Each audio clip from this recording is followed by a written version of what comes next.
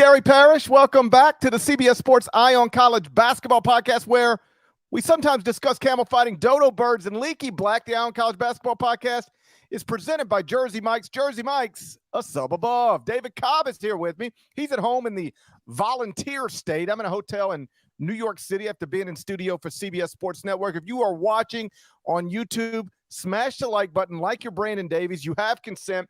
And if you haven't yet subscribed to the CBS Sports College Basketball YouTube channel, please do that while you're here. All right, let's get into it. Saturday night's Elite Eight games, they're in the books. 50% of the Final Four is set. UConn is headed to Houston. Florida Atlantic is headed to Houston. One of these teams is ranked number 1 at KenPom and has been inside the top 6 at KenPom since December 1st. That's UConn, just a monster of a program that has won 4 of the past 23 NCAA tournaments. They're now the favorite to win a 5th NCAA tournament in a 24 tournament span.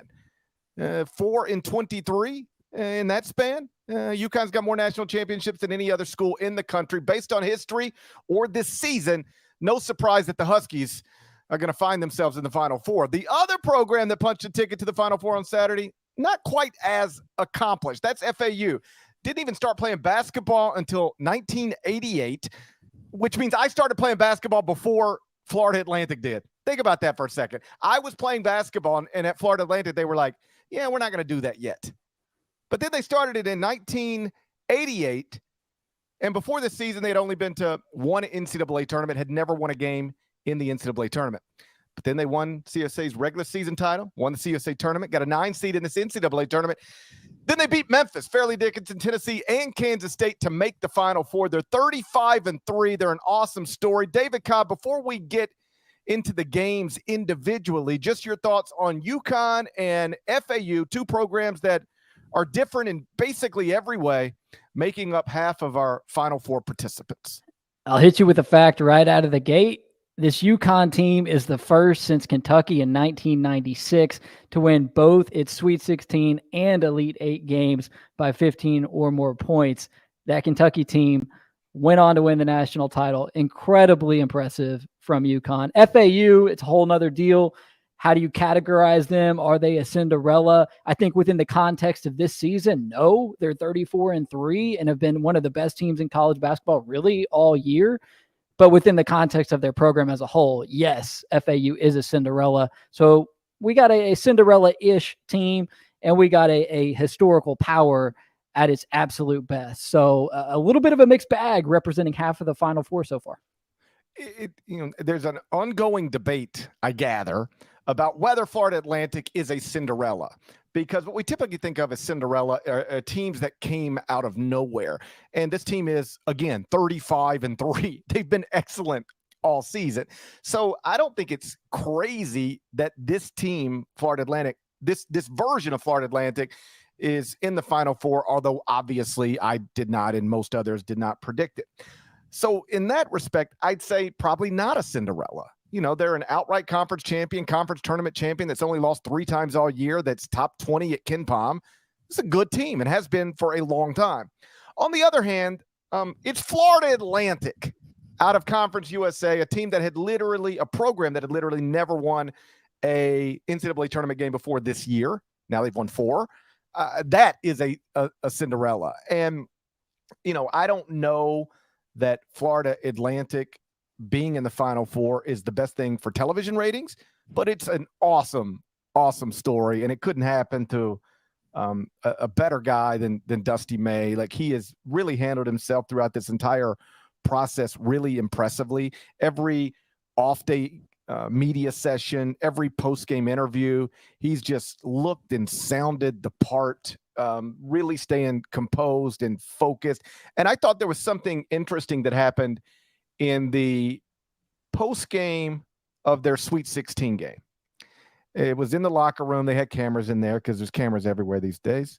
And he was talking to his team, and they were happy about advancing to the Elite Eight. And obviously, this sport, more so than most sports, I think, is built around the Final Four? Like, can you get to the Final Four? Like, college football hasn't figured this out yet. I mean, the college football playoff is awesome, but it is not an accomplishment just to get to the college football playoff, because like when Notre Dame gets there and gets blasted, we mock them. When Oklahoma gets there and gets blasted, we mock them. So in that sport, it's like if you get to what amounts to the Final Four and then get blasted, we like make jokes about you. But if you just get to the Final Four in college basketball, like they hang banners, they celebrate it. They bring you back 10 years later and 20 years later and 30 years later to celebrate just getting to the Final Four. So with that in mind, most coaches are really geared toward that. I mean, I've heard it a million times. One more and we're in the Final Four. One more victory and we're going to Houston. And it was striking to me what Dusty May said. He's talking to his team. And he looked right at him, and you know what he said? We got 3 more. He wasn't talking about win one more on Saturday to get to the Final Four. After they won their Sweet 16 game, he said, we've got 3 more wins to get. 3 more wins. Happy about this win? We got 3 more wins. And I think that has trickled down to his players. That's an extremely confident bunch. I might be surprised they're here. You might be surprised they're here. I don't think they're surprised they're here. Yeah, if Florida Atlantic goes the distance, they would be the worst seeded team in NCAA tournament history to win it all. No number 9 seed has ever done it before. And it's interesting. You go and look, like it seems as though there's some surprise, and rightfully so, around the country about how this number 9 seed made the Final Four and how it demonstrated all this parity around the sport. But you go and look, last year there was a number 8 seed. That was North Carolina. Granted, but there was a number 8 seed in last year's Final Four that even reached the national title game. 2021, a number 11 seed. That was UCLA. So in the sense of Florida Atlantic being a Cinderella, well, there's actually a fairly recent precedent of poorly seeded teams reaching the Final Four. But I put them in the basket with 2018 Loyola Chicago, with 2013 Wichita State, with 2006 George Mason. Poorly seeded teams that make the Final Four that you just really could never see it coming. Syracuse has had their runs as a poorly seeded team under Boeheim. Same with Michigan State and Tom Izzo. Heck, even UConn as a number 7 seed making it to the Final Four and winning it all. But this to me feels more like a George Mason, a Wichita State, a Loyola Chicago type of achievement because of what you mentioned, the fact that this is a relatively new basketball program and coming out of Conference USA, which, oh, by the way, those dudes are kind of killing it in the postseason. Charlotte won the CBI, I think, right? I haven't been following it, but I think they did. And then in the NIT, like North Texas is doing its thing there. So the last thing I heard about that, and I haven't updated it, and I don't remember the exact numbers, but somebody pointed it out. It was like Conference USA is a whole bunch of wins and 1 loss so far in the postseason. Like that was something within the past couple of days. So CUSA has been, like you said, performing really well this postseason. Yeah. By the way, how about that Mike White coaching tree, right? Like we're talking about Dusty May, and then it's just funny. Sometimes we talk about coaching trees, and here we are talking about a guy who on every broadcast they mention, oh yeah, he was an assistant under Mike White at Florida, and that's like his claim to fame. And it's like, oh, holy smokes, the Mike White coaching tree has a Final Four coach. It's it's a tremendous story, and there was a moment a few years ago, I think it was the pandemic year, where we were calling a lot of games remotely. And I was on the sideline. It's just funny to think about going from there to here. I was a sideline reporter from my studio at home. All right. On a Conference USA game. And I'm not even sure who it was. I want to say it was something like maybe Western Kentucky, Middle Tennessee, or I don't know. But I was a sideline reporter from my home on a Conference USA game. And this is the year where Conference USA was playing back-to-backs to cut down on travel and basically you'd go play Western Kentucky today and then you play them again 2 days later. And a pattern had sort of developed where when comparable teams were playing back-to-backs, they were splitting them. Like the team that won the first game lost the second game, and the team that lost the first game would win the second game. This was a pattern that had developed within that league and perhaps other leagues that were doing similar things. And so we're talking about that on the broadcast. And I said something along the lines of, when you got two comparable teams in this league playing each other in back-to-backs, what happens often so far this season is they split. The team that wins the first game loses the second game. Now, when you get two teams that aren't comparable, like a Western Kentucky and a Florida Atlantic, well, then, yeah, Western Kentucky is going to sweep that one. Like when you got a Western Kentucky against just like a whatever team, they're going to sweep that one. But when it's Western Kentucky against another strong Conference USA team, it tends to, you win the first one and you lose the second one, or vice versa. And needless to say, I forgot about that the second I said it. Dusty May didn't. It was just a throwaway line in the middle of a Conference USA game that I was broadcasting from my home. And I honestly meant nothing about it as it pertains strictly to Florida Atlantic. Knowing me, what I did is I just looked in the middle or the bottom half of the CUSA standings, and I just picked out a random team. It could have been Rice, but I said Florida Atlantic. Obviously, I never thought about this again. Dusty May never stopped thinking about it. He was talking to Norlander at some point this season, and he had that audio from that game with my voice saved on his phone. He told Norlander about it. Norlander was like, "You have that?" He's like, "Yeah." He sent it to him. And then we, I think, played it actually on an Eye on College basketball podcast earlier in this season, when I was actually making the case that Florida Atlantic deserved to be ranked and people were sleeping on them. So to go from that moment, to this is incredible. You were the bulletin board material. If not for the motivation that you provided Florida Atlantic, they would not be here. Well, it is a reminder that you really do, when you have the stages we have, you have to, you need to watch everything you say, because, that whatever you say about somebody is probably going to get back to them. Heck, Florida Atlantic was probably just happy to have somebody in the national media who mentioned them. Yes. I could just see Dusty May sitting at home. He's got a night off. He's watching a fellow Conference USA game, and it's like, "Yo, GP, why you putting us in your mouth? Like, what are you doing? What are you bringing us up for? Just focus on these guys. Don't bring us up and crap on us." So yes, I was on some level bulletin board material for Dusty May. Me and Dusty texted about it earlier in the season. We were laughing back and forth. He's awesome. And so for them to be in this position is awesome. And it also, and then we'll get to the games individually next. How they got here is just a reminder of how thin the margins are. Because think about where they were a week ago. Down a point with 7 seconds to go against Memphis. And if Memphis gets a timeout call instead of a jump ball, and frankly, it should have probably been a timeout. You had at least two players signaling for a timeout, and the refs called it a jump ball. Memphis probably wins the game. Not definitely wins the game, but probably wins the game. And then this story is just, it's nothing. Nobody is talking about Florida Atlantic. It's just they were a good team from Conference USA that got bounced by a good team from the American in the round of 64. We probably don't even remember it unless you're a Florida Atlantic fan or a Memphis fan. And yet, because that call went their way, and Memphis had a terrible defensive breakdown, and some of it was self-inflicted, Florida Atlantic advances from that, then gets to play a 16 seed in the round of 32, and now 2 wins later is in the Final Four. Let's keep it going real quick on that note, because we've seen some senior guards make some confounding mistakes. The one you mentioned from Kendrick Davis with that turnover that really helped FAU win that first round game. Let's just say hypothetically that Kihei Clark doesn't do the over the head pass. Yeah. And then it's Virginia playing San Diego State instead of Furman in the second round. Is San Diego State still around? Then we'll do one more. What if DeJuan Harris gets the ball across half court without committing a 10-second violation? Could Kansas still be around? I mean, the margin is very thin. Yes. There's a lot of things like that. All right. So we will get into both games individually. The Florida Atlantic Kansas State game and the UConn Gonzaga game next. We'll take them in the order that they were played. But first, a word from our partners.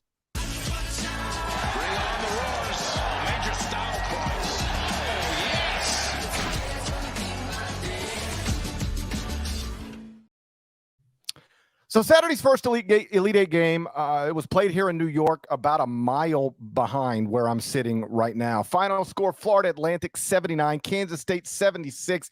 Marquise Noel had the ball in a one-possession game with less than 10 seconds to go, and then he passed it, and he never got it back. And Kansas State didn't even get a shot off on that final possession. David, how surprised are you that Marquise Noel gave that ball up on that final possession? Yeah, I'm surprised. And we can boil it down to that single play if you want to. And that's fair because Marquise Noel should have taken the last shot for Kansas State. They did not have a timeout, so that's why the play, I think, was a little jumbled up.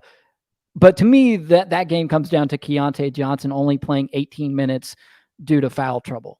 He finished with just 9 points. He was their leading scorer all season, which might surprise some people who have really only tuned into Kansas State here down the stretch, because it just appears from watching them over the last couple of weeks as if Marquise Noel is the dude.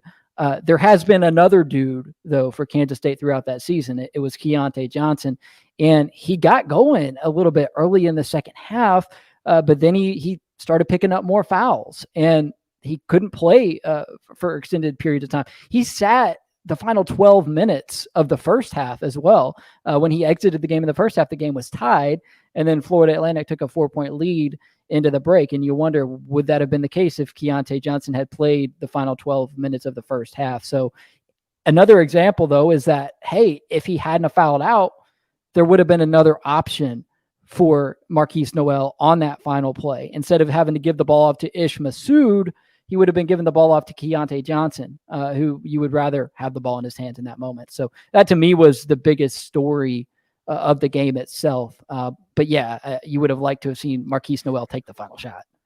Yeah, Ish Massoud had made some big shots this season, made some big shots in this tournament. I don't have a problem with him, given that Marquise was little and he had, it was clogged up a little bit. It wasn't like he had a clean look and passed it up. He was pushed way out, and he was going to have to make a play to get a shot.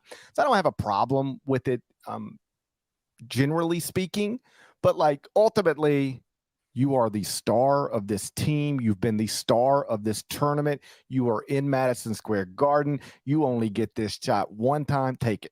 And I'll live with whatever. I'll live with a bad shot from you, but I want a shot from you in this moment, because he was playing well. He was 8 of 21 from the field, 5 of 11 from 3, 9 of 10 from the free throw line, 30 points, 12 assists, 5 steals, 5 of 11 from 3. I would have liked to have seen a 12th 3-point attempt. Whatever happens with it, happens with it. But when Kansas State is coming up the court in that moment, in that possession, I was certain he was going to take the shot, and I was shocked when he gave the ball up. By the way, according to Jared Burson, who is the king of ESPN Stats and Info, there have only been 3 games in the NCAA tournament since steals became an official stat in 1986 where somebody has scored 20-plus points, had 10-plus assists, and 5-plus steals. And Marquise Noel has 2 of the 3. They came this weekend. Marquise Noel did it on Thursday. He did it on Saturday. And the only other time it's been done, again, since steals became an official stat in 1986, Anderson Hunt at UNLV in 1990. So that speaks to what kind of dominant performer he was in this event. And when I turn in my CBS Sports All-America ballot on Monday, I think Marquise Noel is going to be on my first team. I think I will vote Marquise Noel, first team All-American. We've explained it before. One of the reasons we wait later than most to do All-American teams, and National Player of the Year, Coach of the Year, Freshman of the Year, all that stuff, is to have as much data as possible, or at least more data than we have at the end of the regular season or at the end of the conference tournaments, because sometimes guys who are fringe All-Americans or third-team All-Americans actually do things in this tournament that when you look back on a season, they're going to be the guys you remember. And they're going to be the ones who are the stories. And if you vote at the end of the regular season, you miss out on some of that stuff. Most famously, Kemba Walker in UConn's national championship year. So would I have voted Marquise Noel a first-team All-American 3 weeks ago? Probably not. I would have probably had him third team, something like that. I think based on what he and his team did in this tournament, I'll vote Marquise Noel first team All-American when I turn in my ballot on Monday. Yeah, the more data you have to sort through, the better. Isn't that right, Gary? That's what I learned over at barttorvik.com. Yeah, I also didn't realize until Nada had the stat broadcast pulled up that FAU committed 22 turnovers. I guess in the back of my mind, I knew that they committed a bunch of turnovers, but they committed 22 turnovers, leading to 30 Kansas State points and still managed to win this game. I think that's what's so impressive about FAU. You keep looking for a flukish result or a simple explanation or some sort of individual performance that you can kind of hang your hat on and say, oh, well, that's why Florida Atlantic is still around in this tournament, or that's why Florida Atlantic beat Tennessee, beat Kansas State, beat Memphis. When in reality, they're just rock solid all the way through. I mean, they had 4 players in double figures tonight. The guy who averages the 9th most minutes on that Florida Atlantic team provided them with 7 points tonight. And you just go up and down. Kansas State actually made more 3-pointers tonight than Florida Atlantic did. Yet they still somehow managed to win. And a lot of it comes down to defense. I mean, these guys defend like maniacs. Kansas State went over about 7 minutes without a bucket late in the second half of this game in terms of a basket from the field. So there's just nothing flukish. There's nothing, I don't know, overly, they're just legit. They're a solid all-around team. They're super deep, and they got a lot of really good players.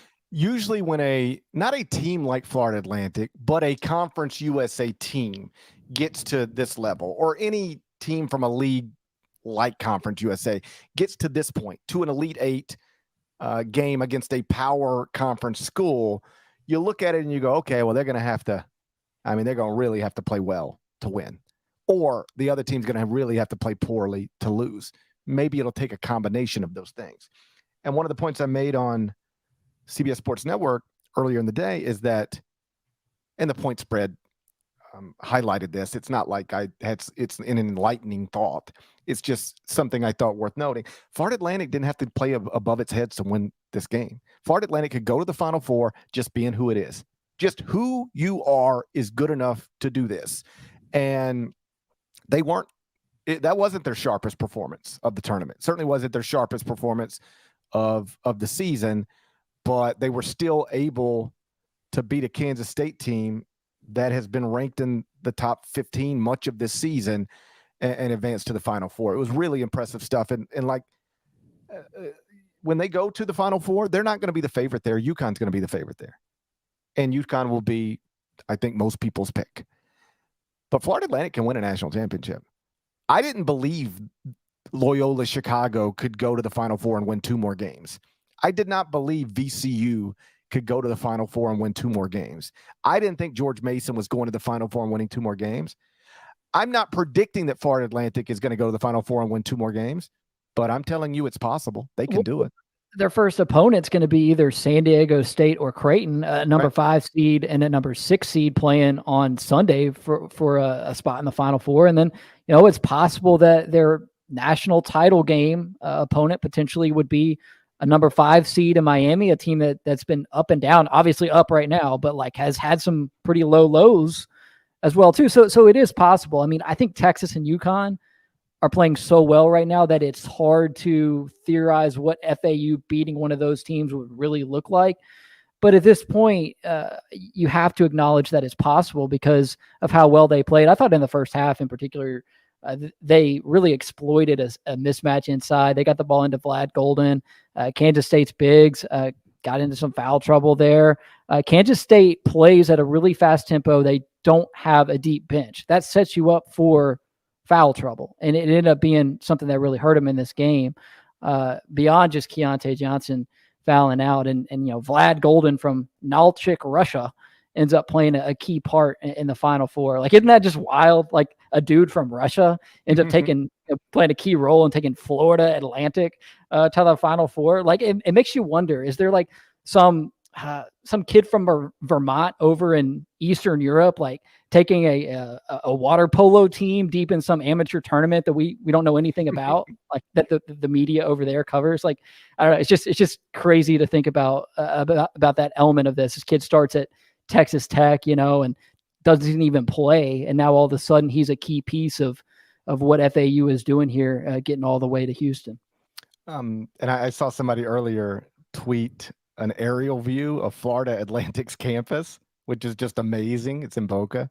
And somebody was like, you got to get this to every high-level dude who's in the transfer portal. A name, image, and likeness deal, and that campus is pretty attractive given what's going on right now. So all of this is good stuff for the university, for the basketball program. And one last thing on Florida Atlantic before we move on to what UConn did to Gonzaga. Let me ask you a question. Can you tell me why Florida Atlantic's Dusty May, at this point, shouldn't be the CBS Sports National Coach of the Year? Well, I've been thinking about that actually, because we've got to submit that. What'd you say was it noon on Monday? Or? I mean, I'm going to wait for the other. If I'm going to wait for 2 Elite Eight games, I'm going to wait for the other 2 Elite Eight games just to. I don't know how much my ballot can change at this point, but I'll turn mine in on Monday. Yeah. And when I turn mine in on Monday, and I recognize there's somebody listening right now saying, "Hold up, buddy." At one point, you said Jerome Tang should be National Coach of the Year. And then you said Bill Self should be National Coach of the Year. And then you said Shaka Smart should be National Coach of the Year. I think at some point I probably also said Purdue's Matt Painter should be National Coach of the Year. I think there's at least 3 or 4 guys at some point in the season I said if I were voting right now, that guy would be my National Coach of the Year. And so this is just a new version of that. Now I actually do have to vote. And I think when I submit my ballot now, it's Dusty May. Yeah. Because because like, what do we value in Coach of the Year candidates? What usually matters? It's typically excellence and or dramatically overachieving relative to expectations. That's how you end up on a Coach of the Year ballot. You either were just excellent and worthy of all the accolades, or you were really good when people thought you weren't going to be very good. And so you're the classic overachiever that gets Coach of the Year votes. Well, it helps his case. It helps his case that he beat the other most viable candidate head to head in the Elite Eight. Part of it. Yeah, I mean, Jerome Tang felt like the natural choice. He still is a logical choice for National Coach of the Year. But how do you not pick Dusty May when he just won head to head? So it's awkward, because when you do these All-American ballots and you do Player of the Year, what weight do you give, a ton of success from a mid-major program, a mid-major player, a mid-major coach? I do think we weight these awards heavily towards teams from power conference programs or other traditional powers like a Gonzaga. But in this case, Florida Atlantic has become that this season. They're playing in the Final Four now. So I lean towards Dusty May, but I'm getting some affirmation from you, which I kind of appreciate, because, you don't want to be the only guy who votes for somebody. I don't know. The head-to-head thing is huge for me, because in my mind, it was between the two of them, and Dusty May beat Jerome Tang tonight. When it comes to voting for a National Coach of the Year, again, you value excellence and or a person dramatically overachieving relative to expectations, and Dusty May checks both of those boxes. Florida Atlantic was picked 5th in the preseason CUSA poll. 3 different teams got first place votes. Florida Atlantic did not, but the Owls won Conference USA outright by multiple games. Then they won the CUSA tournament, and now they're in the Final Four with a 35-3 record. Do you like excellence? That's excellence. Do you like overachieving? That's overachieving. 2 weeks ago, Dusty May not have made my top 3 Coach of the Year candidates, but based on all of the data we now have about him and what he's done to this point in the season, Dusty May is going to be my National Coach of the Year. Though, if we're going to go based off head-to-head, like I was saying, we also have to consider Kermit Davis, now fired at Ole Miss. We have to consider Andy Kennedy from UAB and Nick McDevitt, right, at MTSU. Yes. The only 3 coaches to beat Dusty May this season. In that wild. How did Ole Miss beat Florida Atlantic? I know it was November, but that's a head scratcher there. Right. But like, and that loss is among the reasons it took Florida Atlantic longer than it otherwise would have to crack the Associated Press top 25 poll, or even the CBS Sports top 25 and 1, but they eventually cracked both. And now I believe the KenPom numbers have updated. Florida Atlantic is up to 17th at KenPom. So this is a legitimate basketball team. It's an incredible story and an unlikely story, but this is a legitimate basketball team with I think realistic national championship hopes. Again, with most of those so-called mid-majors that have advanced to the Final Four, I gave them almost no shot to win another game, much less two more. I mean, it's one of the simplest things anybody's ever said about the Final Four as it pertains to traditional Cinderellas. But the thing that makes winning the national championship very, very difficult, even if you get to the Final Four, is because once you get there, you still got to beat two good teams. And they're probably usually two teams better than you. And that's hard to do. But whatever teams are going to be in the Final Four with Florida Atlantic, I think we outside of maybe UConn, which can obviously be physically and from a talent perspective, overwhelming for opponents. I wouldn't put anybody else as a big favorite over Florida Atlantic. I think they can beat anybody left in this tournament, including UConn. And so on Saturday, we're going to have a Final Four game. Check this out. On Saturday, we're going to have a Final Four game between a Conference USA school and either a Mountain West school or a school that was in the Missouri Valley 10 years ago. That's where we're headed. So that's going to be a lot of fun. College basketball, man, it is something else. Well, that's the thing. Like you don't get this in college football, and you can't get these types of stories in most mainstream American sports. Florida Atlantic is the most talked about basketball team in the country right now, and it's a team that, unless you're a real diehard, you weren't talking about or thinking about at all just a few weeks ago. It's an incredible story. Saturday's second Elite Eight game, it lacked the drama that Saturday's first Elite Eight game provided. The final score there, 82-54 UConn. Just an absolute beatdown of Gonzaga. What'd you make of what Dan Hurley's Huskies did to Mark Few's Zags? Yeah, Gonzaga, when the game was still a game, had no answer for Adama Sanogo. My man was on track for the first triple-double in the NCAA tournament since Ja Morant in 2019 until he barely played in the second half because UConn was ahead by so much. But what impressed me the most about Sanogo's performance in particular tonight was when Gonzaga brought the double teams, he was extremely effective as a passer. And then UConn hit double-digit threes tonight for, this surprised me, just the third time this season. According to sportsreference.com, that that UConn has made double-digit three-pointers in a game this season. And when they do that, I mean, they're not going to lose really to anyone. So you said it, a beatdown, and Drew Timmy's foul trouble had a lot to do with that. But Gonzaga was kind of cooked either way. It was going to take a huge rally for them to come back, and I think they were just a little bit gassed after what they went through in the Sweet 16, coming back to beat UCLA. Yeah, UConn was uncharacteristically strong offensively, at least as it pertains to the point you made, and Gonzaga was uncharacteristically dreadful offensively. The Zags shot 33.3% from the field, 10% from three, and 54.5% from the free throw line. Just an awful offensive performance from the team that rated as the best offensive team in the country heading into the game, according to KenPom. And listen, I want to be very clear about this. UConn was probably winning this game no matter what. The Huskies were up 7 points at the half. They were up 10 points when Drew Timme picked up his fourth foul with 17:39 remaining. Again, that fourth foul didn't change the outcome of the game because UConn was likely winning the game no matter what. But all of that acknowledged, Drew Timme getting a fourth foul with 17:39 left in the game ruined the game. Again, when he went out, Gonzaga down 10. When he came back, 3 minutes and 12 seconds later, Gonzaga was down 21, 58-37. Game was over. As I tweeted, this is such a huge problem in college basketball. How often stars spend so much time on the bench because of foul trouble. We just watched 2 Elite Eight games on Saturday night, and a star was benched because of foul trouble in both games. Keontae Johnson in the first game, Drew Timme in the second.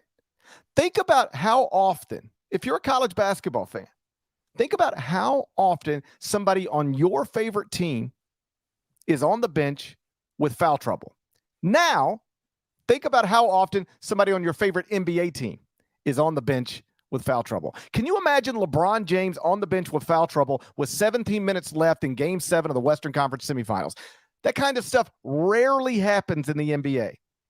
Think about how many NBA games you watch and how rarely you hear the commentator say, and there's Steph Curry with another foul. He's going to the bench with foul trouble. You just don't really hear it, except with Jaren Jackson Jr. sometimes. I was about to say that. You don't really hear it very often in the NBA, but it always happens in college basketball. And it's a real problem in the sport. I mean, I've sat through Final Four games. I hope this is right. I remember it this way, where it was like Georgetown, Ohio State in the Final Four, Roy Hibbert and Greg Oden, and they were both in foul trouble in the first half, or at least one of them was in foul trouble in the first half. And it just took all of the good stuff away from that game. It's a problem in the sport. I'm not sure the best way to address it. When I tweeted this, I had people saying, oh, well, you don't want it to go to 6 fouls because the Big East tried it one time. And I didn't say get it to 6 fouls. I didn't say anything. I just said it's a problem. I'm open to different ideas on how to address it, but it is undeniably a problem for this. In what other sport are the best players taken off of the field or the court this often? Well, college football has a targeting issue that is kind of similar. But did you hear what Nate Oates said did you have the sound on during the Alabama-San Diego State broadcast the other night? I did, but I'm not sure if I heard what you're referencing. Okay, so Brandon Miller picked up 2 pretty early fouls in the first half of that game, and the sideline reporter, I forget who it is, but asked Nate Oates during they're doing those in-game first half interviews now, and so basically she just got right to the point and was, I can't remember who it was, but it was like, Nate, why are you leaving Brandon Miller on the floor? And he was like, it's win or go home. He's got 2 fouls. He'll have to be smart, but we can't afford to play without him, basically. Right. I thought I'm not endorsing much of what Nate Oates, does, but I'm saying like Jerome Tang probably could have used that philosophy in the first half today, because sitting Keontae Johnson for 12 minutes just was not a practical approach in a one and done single elimination scenario. I agree with you. And I agree with Nate Oates.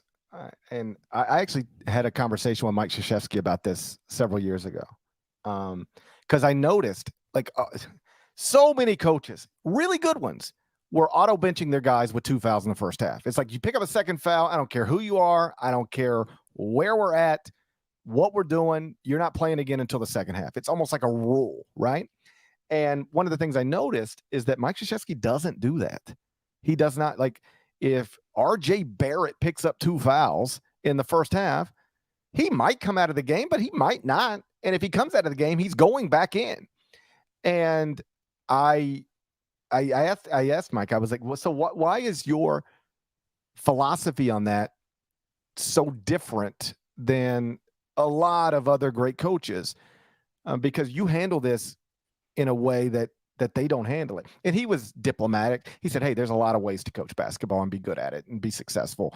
But he more or less just said, the perception of foul trouble isn't always foul trouble. Like, we always call this foul trouble, but there's not a rule that says if you pick up 2 fouls in the first half, you can't play anymore till the second half. That is a decision coaches make. And it's the same thing. You pick up your 4th foul with 17 minutes to go. There's not a rule that says you have to go to the bench. You can keep playing if your coach leaves you in there, because often what happens is you pick up your 4th foul, 17 minutes to go. Coach holds you out till the 6-minute mark. When you come back, the game's already over and you never even pick up the 5th foul. That's a common thing in college basketball.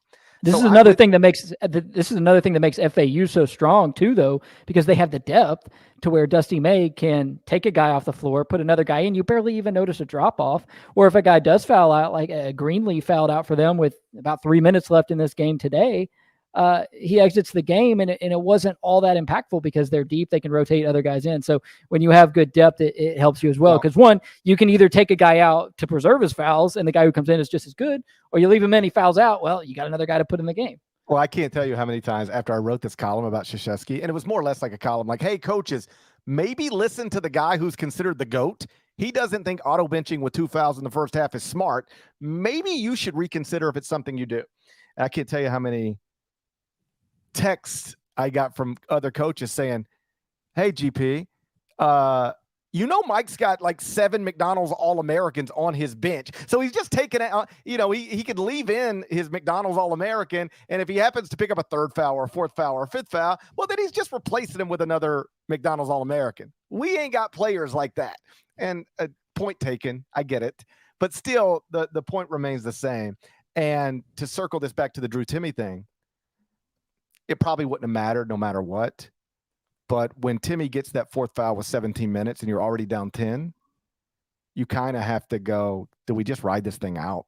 And I don't even know if in that moment it would have been smart, because they would have just attacked him.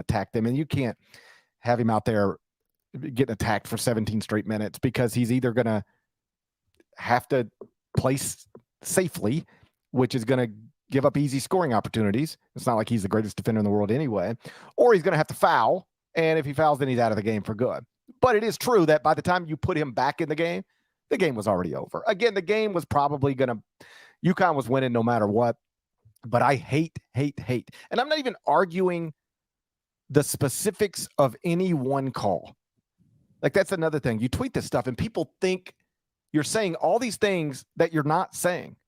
I am not saying these are some of the things people on Twitter said I was saying or implying, that college basketball needs to go to 6 fouls. I didn't say that. There are a lot of smart people who don't think that's actually a good thing for the sport. The Big East tried it one time, and I don't remember it, but by all accounts, it was not good. Oh, you're just going to foul more. We don't need more fouls. That's what people will. The people who are against raising the foul limit to 6 in college basketball will tell you that when the Big East did it, all it did was create more fouls. It did not solve the problems you want to solve. It just created more fouls. So I'm not insisting that they should go to 6. I didn't suggest it, and I'm not insisting that stars. This is another thing. Oh, so you think the stars should get preferential treatment? No. I'm not saying the stars should get preferential treatment. I'm not saying anything other than it's a problem with the sport to have your best players so often on the bench watching high-stakes basketball games. I'd like to get 10 smart people in a room together and have them talk about, okay, this is a problem. We've identified it. How do we fix it? And now let's talk through it. Maybe some good ideas, maybe some bad ideas. Maybe we combine some ideas. But in life, this is at least my perspective. Anytime you have a problem, you should address it. Like, don't let just a problem linger forever, because it's just going to keep bothering you over and over again. Hey, we got a problem. Let's address this now. Let's try to resolve this problem now. College basketball has a problem with its best players often watching high-stakes basketball games. I acknowledge there's not a simple, obvious way to solve it or resolve it or improve it, but there's got to be something we can do, because I think this is 2 straight times, maybe 2 straight times Gonzaga's been eliminated in the NCAA tournament, and one of its stars has been battling foul trouble. It was Chet Holmgren last season and Drew Timme on Saturday night. Yeah, let's send everybody to the Greg McDermott school of not fouling, because on this topic, we're going to see a Creighton team on Sunday who literally is obsessed with avoiding fouls. At one point this season, they were dead last in the country in fouls, and if they're not still dead last in fouls, they're pretty close. I mean, that is a legitimate defensive tenet of the way Greg McDermott coaches his teams, is to avoid fouls, and it's so important for Creighton because they don't have a deep bench. And Kansas State didn't have a deep bench either, but they weren't exactly obsessed with avoiding fouls quite like a Creighton. And it really burned them in this game. And then, Gonzaga, I almost felt like I don't want to say it was a bad call on Timme there with like 17:38 to go, but it seemed kind of just like 2 guys going for a rebound, going for a loose ball. And I don't know if UConn's guy just sold it or what. I just hated to see Drew Timme's career maybe kind of come to an end in a situation like that, because the dude's just been so awesome for so long. And if he goes out with a 28-point loss in which he was barely able to contribute due to foul trouble, that just seems like a poor ending to a great career. And the other thing I get on Twitter and in YouTube comments about this is people, these geniuses. Well, the solution to the problem is just stop fouling. No, that's not the solution. God, I can't stand these people. If in the NBA, we don't watch games over and over with Steph Curry and Kevin Durant and John Morant and LeBron James in foul trouble over and over and over again and say, well, just stop fouling. It's not an issue at that level for some reason. Is it because the players are better? Is it because the refs are better? Is it because it's 6 fouls? I'm not sure. I just know it's not something that bothers the NBA game. And so just sitting here and watching it bother the college game over and over again and saying, well, the solution is just don't foul. Like, if that was really the solution, don't you think every coach in America would have figured that out by now? There's not a coach in America who couldn't. I promise you could call 20 of them right now and say, tell me about the time you were in a big game and your best player was on the bench in foul trouble. They've all got that story. Not every NBA coach has a bunch of stories like that, but every college coach got a million of them. It's a problem with the sport. I don't know exactly how to fix it, but I do think it should be fixed. Let me ask you this, because in the closing minutes, Drew Timme checked out of the game, got a nice ovation, hugged Mark Few, all that stuff. And Kevin Harlan accurately noted he's still got another year of eligibility. And all indications are that he's done with college basketball. Why? Why is Drew Timme done with college basketball? Dude, you got really fired up about the fouling thing. I get fired. You know what? Here's what happens. You know what happens? This is in all walks of life, or at least my professional life. Because I'll start tweeting every time Tennessee loses in scoring 48 points. And people go, oh, you must hate Tennessee. I don't hate Tennessee. I like Tennessee. My kids might go to school there someday. I love Rick Barnes. I've known him forever. You know what I hate? Stupid Tennessee fans who tweet me. Those are the people I hate. So I'm never proving points to Rick Barnes. I'm proving points to these idiots that won't stay out of my mentions. And it's the same thing on this foul thing. It's I'm not actually fired up about Drew Timme. You're fired up about the idiots. The idiots. Yes, it's always the idiots that get me fired up. Like it is in my actual life, like my real life. I don't deal with people that I either don't like or respect or am not interested in. I just don't deal with them. Like, I won't take the phone calls. I don't text back. But Twitter, social media is a weird thing where those people have access to you. They can put words right in front of you that aren't really possible in real life. And that's the thing. I'm not fired up that Drew Timme and Keontae Johnson were in foul trouble. I'm fired up that all of these people can't take the point for exactly what it is, nothing more, nothing less. I just hate the dumb people. And the dumb people are the ones who type the most.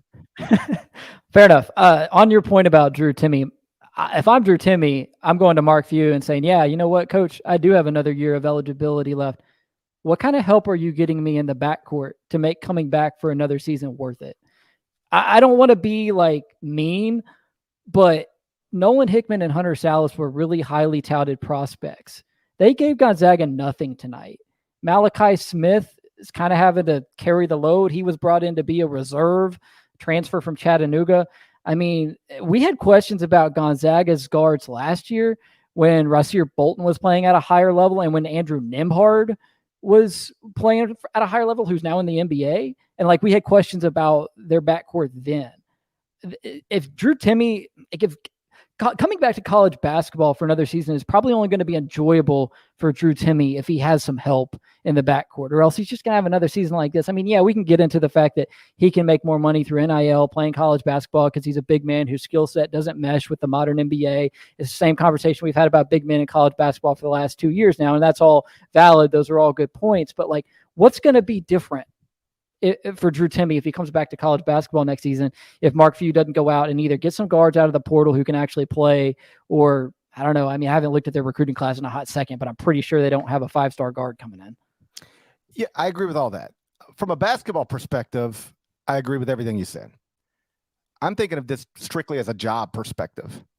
Where is Drew Timme going to be able to find a job that pays him next season playing basketball as much as he can theoretically make, if not definitely make, playing basketball at Gonzaga? Yeah, I mean, I would assume he'd rather stay in college than go to Europe. He could probably make as much in Europe as he can on NIL, but like, do you really want to go and do that? That doesn't seem like playing college basketball is an easier life, to be quite honest, than going to Europe. And or taking a two-way contract, and one day you're sitting on the bench for the Memphis Grizzlies, and the other day you're down practicing in South Haven for the Memphis Hustle in the G League. Like that is probably his life next season if he decides to be a professional basketball player. And so obviously he can do whatever he wants. I don't care. But it seems likely to me at some point in the coming days, weeks, or months, somebody's going to tell him, if you stay at Gonzaga, you can make a package worth X amount of money. And that is almost certainly more money than you're going to make playing professional basketball next season. And oh, by the way, you'll play college basketball one more season with at least on a surface level, another chance to go to a Final Four, another chance to win a national championship. And you'll do it on chartered flights. You'll do it in nice hotels. You'll do it on national television. You'll do it being maybe the best player in the sport. You'll do it in sold out arenas. And the contrast of that is either sitting on an NBA bench or playing in Europe or playing in the G League. And if you're Europe or G League, none of the stuff I just described is going to be your real life. Yeah, but at some point, you got to move on with life. Why is Trayce Jackson-Davis not coming back? I don't know why. He should. I'm not saying he should. I'm saying if he were my son, I would be advising him to either tell Indiana, I need X amount to come back, or put myself in the transfer portal and let the bidding get started. Because for a lot of these guys, Drew Timme, Trayce Jackson-Davis, Armando Bacot, who is coming back to school, they are now in a position where they are more valuable, literally valuable from a money perspective in college than they are as a professional. I think all of these guys should be at least thinking about returning to college. Sanogo. All of them. And forget Chibwe. And for me, it's not a question of, well, at some point you just have to move on, don't you? Because that has forever been something in college athletics. Like, hey, I've done everything I can do at this level. It's just time for me to move on and start my career in whatever form. But now it's like, okay, but I don't have to move on and I can make more money. Like, why do most people have the jobs they have right now? Because it's the job that will give them the best lifestyle, the most money and the best lifestyle. That's why I have my jobs. It's probably why you got your jobs. And for Drew Timme, like, his best job from a money perspective is probably going to be college basketball. Again, all indications are he's just ready to move on with it. And I respect that. But boy, I'd take a second look at it if I were him. No doubt. Drew Timme, though, I think he could do other things. He's so kind of marketable. Like, you think about guys who could immediately jump into doing something media-wise. Like, Drew Timme could launch a podcast and get like good viewership, good listenership on it, because he's funny, he's unique, people recognize him, he's well known. He could work into being a color analyst on a high level TV broadcasting crew and be that before he's 30. I mean, he's the type of personality, the type of presence who could move on and do other things. But I mean, I get it. And it's the same conversation we're going to have with Zach Edey, with Ryan Kalkbrenner, with Adama Sanogo. Yeah, we've already, Bacot's already coming back. The list goes on. A lot of guys who would have played in the NBA 15 years ago who don't have the skill set to do it now, and they can make money doing it in college basketball. So it's just a matter of motivation for him, though, because like, if your heart's not all the way in it, then don't do it. Don't do it just to make money, right? Like, and I don't think Drew Timme would. And if I'm Drew Timme, I got to see more from the roster going into next season before I actually get excited about coming back to do this again, because he just didn't have any help. Julian Strawder had his moments this year, but Julian Strawder's probably going to the NBA draft. And I did pull up, Gonzaga's recruiting class. Like, they got this kid Stromer, who I've seen on ESPN2 at like 1 a.m. playing, on the West Coast. He's a good shooter and all, but like, he's not the type of game changer who's going to come in and be a Jalen Suggs. Drew Timme needs Jalen Suggs back. That's what Drew Timme needs. I saw somebody ask this question earlier. UConn is a 4 seed going to the Final Four as the favorite to win the national championship. Have we ever had a 4 seed heading into a Final Four as the favorite to win the national championship? I would lean toward probably not. I can't think of an instance of that. Because we almost always have a 1 seed, at least one in the Final Four. So now UConn is a 4 seed, but the favorite. No matter what happens on Sunday, UConn will be the favorite to win the national championship. Their adjusted efficiency margin at KenPom now is up to plus 28.99. That's more than a point. It's 1.29 better than anybody else. Houston is second, UCLA third, Alabama fourth, Texas fifth. That plus 28.99 might not mean anything without context, but just know that Kansas won the national championship last season at plus 27.49.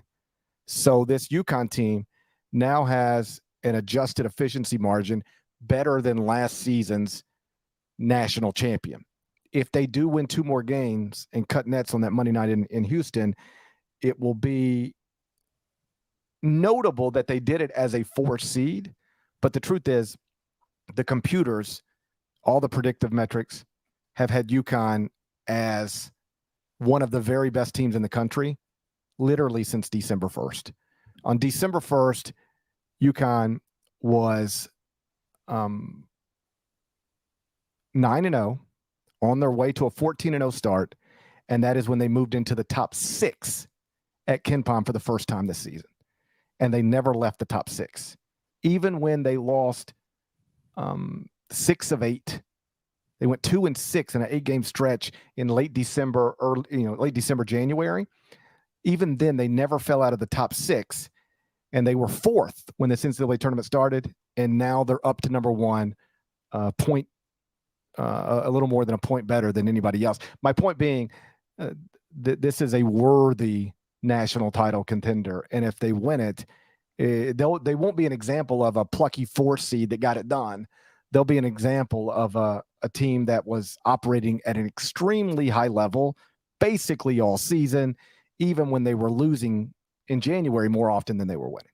Yeah, and just remember Kansas went through its rough patches last year too, emerged on the other side of it. Another stat for you. In this century, only Gonzaga in 21 and UConn in 04 have gone to the Final Four on the heels of 4 consecutive 15-plus point victories in the NCAA tournament. That 21 Gonzaga team, of course, lost to Baylor, but that 2004 UConn team won it all. Yeah. And now this is the third time it's happened that a team has entered the Final Four on the heels of 4 straight 15-plus point victories. One of the other times it happened was UConn, and they ended up winning it all. So this team has all that it needs. I mean, let's just point out, like, they've got the excellent interior presence in Adama Sanogo. They also, what he lacks in rim protection, Donovan Clingan then provides. And then they have great perimeter shooting. I mean, I guess the only flaw, if you want to nitpick on UConn, is they don't really have a true point guard, right? Like, you think of UConn title teams, you think of Shabazz Napier and Kemba Walker, right? Even going way back, like, it feels like UConn's always been that team with a really good point guard. Don't know that they have that natural pass first facilitating point guard on this roster, but heck, I mean, when Adama Sanogo is out there dishing out 6 assists, I mean, maybe it really doesn't matter all that much. Well, the UConn's last 2 national titles are largely tied to undersized guards that just took over the NCAA tournament, right? Kemba Walker and Shabazz Napier. This isn't that. This is a more well-rounded, balanced. I thought Eric Musselman talking about UConn after the Sweet 16 game was really interesting, because he was like, listen, they got the 2 centers, they got a small forward who can pass, they've got great guards. The quote was something along the lines of, their pieces really fit well together. So often we see college basketball teams constructed with, like, it's like you let your 5-year-old put the roster together. It's like, these pieces don't fit together. Why is this the team you have? Especially when it's like a Kentucky or a Duke, when you can't pick your roster, but, like, you got a lot of advantages when it comes to roster building. And in the NBA, as you know, as a former NBA beat writer, everything is about roster construction. Everything is about how things fit. Teams draft, trade, sign free agents based on how will they fit with what we have. And in college basketball, too often, coaches just don't do that. Like, how do you end up at Duke with Zion Williamson and no shooters around him? Like, Zion Williamson with shooters Zion Williamson was amazing in college anyway, but imagine if the floor was more appropriately spaced for Zion Williamson. But Duke had not enough shooters around Zion in that season. That was always interesting to me. Dan Hurley and that staff have built this roster seemingly with a lot of thought. They've got pieces, like Musselman said, that fit really well together. And now they're 2 more wins away from a national championship. And how about this? I mentioned earlier, UConn has won 4 of the past 23 NCAA tournaments. They're the favorite to win this one. If they go 5 NCAA tournament championships in a 24 tournament span, they're going to be responsible for winning 21% of the past 24 NCAA tournaments. That's 3 different coaches too. 3 different coaches. Like, that's outrageous. Yeah, it is, because it's the multi-era part of it is what sticks out to me. Okay, yeah, Duke won a bunch of titles under Coach K, and I mean, Kentucky's had its share of different coaches who have won national titles there. You think Pitino, Tubby, Calipari, right? But like, especially with what that program kind of went through, the sour ending with Calhoun, and then everything with the sanctions with Ali, and then Dan Hurley had not won am I right about this? He hadn't won an NCAA tournament game before this year, or at least hadn't gotten out of the first weekend. I know that he had not got out of the first weekend. That's true. Yeah. So, no, that was a little bit of a knock on him. Like, I'm not in it every day, like no escalators or any UConn fan, but like that, I gather, was a thing. It was a Dan Hurley thing, lack of NCAA tournament success under Dan Hurley at UConn. But I said this, I guess it was Friday night, about Nate Oates, and it applies to Dan Hurley, and now we're watching it. If you keep building teams that are good enough to advance in this tournament, eventually they will. You just got to keep putting yourself in a position, and then you'll get the hot shooting night. Your opponent will get the foul trouble. Somebody will get the hamstring pull. Eventually, if you keep putting yourself in a good position, and this is a metaphor for life, like, just keep putting yourself in good spots, and good things will happen. It's my advice to young people all the time when anybody is dumb enough to ask me for career advice. I say, get in the door. Get in the door of a place you want to work, even if it's not the job that you want to do. Meet the people who have the jobs that you want to have. Get around them. Be present. Be available. And at least my life has consistently created opportunities for me, not just because I was lucky, although luck is always a part of all this stuff, but because I kept putting myself in a position for good things to happen. And on a either bigger level or smaller level, depending on your perspective, it's the same thing is true with NCAA tournament thing. Just you're running a men's basketball program at the Division I level. Keep assembling the best teams you can get. Keep performing at a level that gives you the type of seed that makes it advantageous to advance. And it won't work for you every time, but eventually you break through. Dan Hurley has now done it, and I suspect Nate Oates will do it someday. Brother, it is officially Sunday, and you have been preaching tonight, bringing all the life lessons to basketball with you know what? We got a fouling problem. And in life, when you have a fouling problem, you fix it. And then now we got comparing UConn and Dan Hurley putting out good teams to Gary Parrish giving young people advice on putting themselves in good positions in their lives. You got all the analogies. I should be clear. I have great advice for everybody. It doesn't mean my own life is running perfectly. I'm pretty good at telling other people what they ought to do. I'm not nearly as good at actually dealing with the stuff on a day-to-day basis. But you get the point. I made this point on Friday's episode, and then we'll get out of here. Billy Donovan, before he won 2 national championships in a row, got eliminated in the first weekend of the NCAA tournament 5 straight years. 5 straight years. Could not make a Sweet 16.